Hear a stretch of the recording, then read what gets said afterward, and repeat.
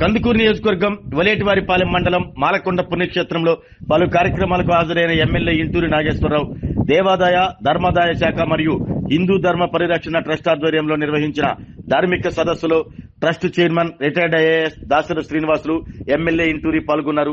హిందూ ధర్మంపై ముప్పేట దాడి జరుగుతుందని, హిందువులందరూ కలిసికట్టుగా ధర్మాన్ని పరిరక్షించుకోవాల్సిన అవసరం ఉందని దాసరి శ్రీనివాసులు పేర్కొన్నారు. రాష్ట్ర ప్రభుత్వం చేపట్టిన పరిరక్షణ కార్యక్రమాల్లో భాగంగా ముఖ్యమైన దేవాలయాల్లో ఇలాంటి సదస్సులు నిర్వహిస్తున్నట్లు చెప్పారు.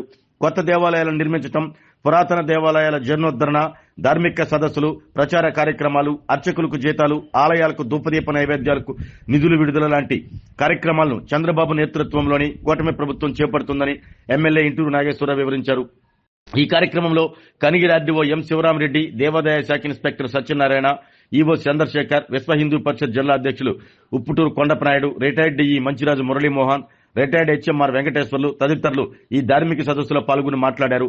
పలువురు భక్తులకు భగవద్గీత గ్రంథాలను పంపిణీ చేశారు. అంతకుముందు మాలకొండలో 4 లక్షల రూపాయలతో పామూరు మండలానికి చెందిన దాతలు యలమూరి శేషగిరిరావు, ప్రతిమా దంపతులు నిర్మించిన పోలీస్ అవుట్ పోస్ట్ ను ఎమ్మెల్యే ఇంటూరి ప్రారంభించారు.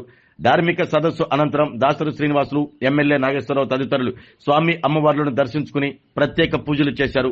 ఆలయ పండితులు, అధికారులు వారికి స్వాగతం పలికారు. తర్వాత అన్నదాన సత్రంలో భక్తులతో మాట్లాడి ప్రసాదాల నాణ్యత గురించి ఆరా తీశారు.